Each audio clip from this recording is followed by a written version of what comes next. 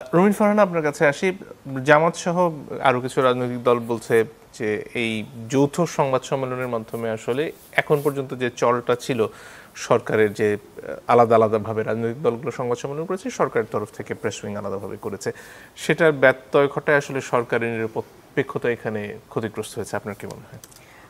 দেখুন, মাঠে যেহেতু এই মুহূর্তে আওয়ামী লীগ নাই, সুতরাং বিএনপির প্রধান প্রতিপক্ষ বা বিএনপির প্রতিদ্বন্দ্বী দল হিসেবে জামাতে ইসলামী এখন পর্যন্ত নিবন্ধিত রাজনৈতিক দল হিসেবে মাঠে আছে।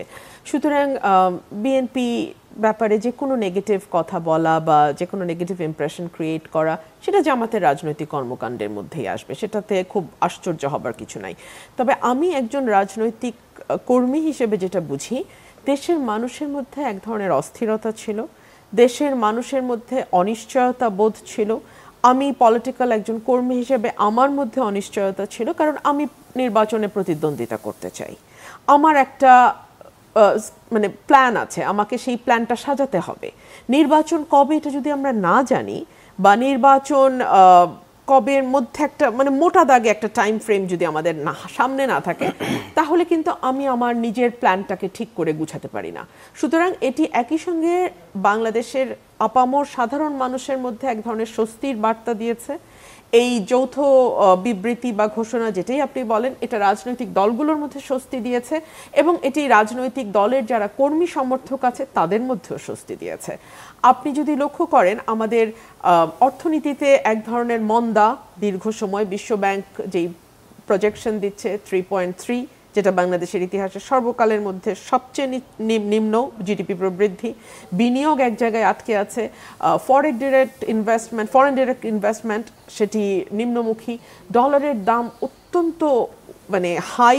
সেই কারণে দেখা যাচ্ছে অনেকে মনে করছে যে এই আনস্টেবল অস্থির সময়টাতে তারা কোনো কিছু নতুন করে শুরুও করতে চাচ্ছে না, দেশের ভেতরেও চাচ্ছে না, বাইরে থেকেও চাচ্ছে না।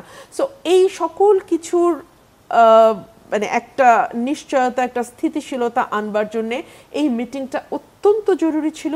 এবং আপনি দেখুন, যারা মাসুদ কামাল যেটা বলছিলেন যে ডিসেম্বর কেন বিএনপি দাবি করেছিল, এখন পিছিয়ে ফেব্রুয়ারিতে কেন গেল, সেটা ব্যাখ্যা তিনি দেখুন, ডিসেম্বরে তো আমাদের নির্বাচনের একটা সংস্কৃতি সবসময় ছিল, এবং আমরা দেখেছি যে আমাদের প্রধান উপদেষ্টা তিনি কিন্তু ডিসেম্বর থেকে জুনের মধ্যে বলেছেন। সুতরাং ডিসেম্বর মাসটা ছিল প্রথম মাস, যেটা ওনার ওই জুন পর্যন্ত যে উনি একটা টাইম ফ্রেমের কথা বলেছেন, তার প্রথম মাসটাই ছিল ডিসেম্বর। সো বিএনপি বলেছে যে ওয়াই নট প্রথম মাসটাই, ডিসেম্বর নয় কেন? এবং আপনি যদি সকল দিক বিবেচনা করেন, আমাদের ওয়েদারের বিষয়টা আছে, ঝড় বৃষ্টির সময়, অতিরিক্ত গরমের সময় আমাদের পক্ষে সম্ভব না মানে মাঠে ময়দানে গিয়ে প্রচারণা চালানো, ভোটারদের পক্ষে সম্ভব না ঝড় বৃষ্টি মাথায় করে এসে সেন্টারে গিয়ে ভোট দেয়া। আবার আপনি দেখুন, এরপরে শুরু হয়ে যায় রমজানের সময়টা তো আমাদের নির্বাচনী প্রচারণার জন্য আইডিয়াল টাইম না। এরপরে পরীক্ষা, এসএসসি পরীক্ষা, এইচএসসি পরীক্ষা। সো আপনি যদি পরপর মাসগুলো চিন্তা করতে থাকেন, ফেব্রুয়ারি পর মার্চ, এপ্রিল, মে, জুন, ঈদ উল ফিতর, ঈদ উল আজহা, এসএসসি পরীক্ষা, এইচএসসি পরীক্ষা, ঝড় বাদল বৃষ্টি, সব কিছুকে আপনি বিবেচনা নিলে দেখবেন আপনি আবারও 26-এর এন্ডে গিয়ে আপনাকে নির্বাচনের তারিখ ফিক্স করতে হচ্ছে। সো এত দীর্ঘ সময়ে বাংলাদেশে একটি অন্তর্বর্তীকালীন সরকার থাকাটা কতটুকু স্বস্তি, সেই প্রশ্নও আছে। আমাদের বেশ কয়েকটা দেশের নিয়ে তো রিসার্চ হয়েছে, আমাদের সেই রিসার্চ উইং থেকে আমরা যেটা দেখলাম, 16টি দেশের উপরে একটা আমরা বের করেছি যে কোথায় কোথায় অন্তর্বর্তীকালীন সরকার কতদিন ছিল। 1 মাস 2 মাস থেকে শুরু করে এটা অন অ্যান অ্যাভারেজ 1 বছর 1.5 বছর পর্যন্ত এটা কন্টিনিউ করেছে। এবং দেখা গেছে 16টা দেশের গড় করে যে 10 মাস 2 সপ্তাহ, এটা হচ্ছে গড়ে একটা অন্তর্বর্তীকালীন সরকারের মেয়াদকাল। সো আমার কাছে মনে হয়েছে যে এই সরকারটি তো নিজেরাই ডিসেম্বরের কথা বলেছে, সো সেখান থেকে দুই পক্ষই কিছুটা কম্প্রোমাইজ করে যদি ফেব্রুয়ারিতে হয় রমজানের আগে, ওইটাই একমাত্র শেষ সময়। 26-এর মানে যদি আপনি শেষের দিকে না করেন, তাহলে 26-এর শুরুতে, ফেব্রুয়ারিটাই শেষ সময় যখন আপনি নির্বাচনের তারিখ দিতে পারেন।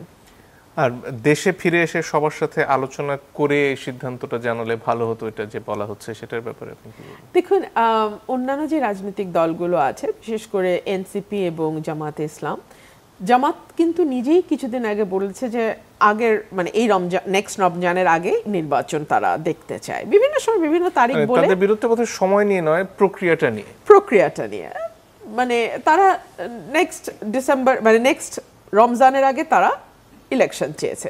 তো ঠিক রমজানের আগে ইলেকশন দেওয়া হয়েছে। ফেব্রুয়ারির কথা জামাতও বলেছে, ফেব্রুয়ারিতে ইলেকশন এসছে।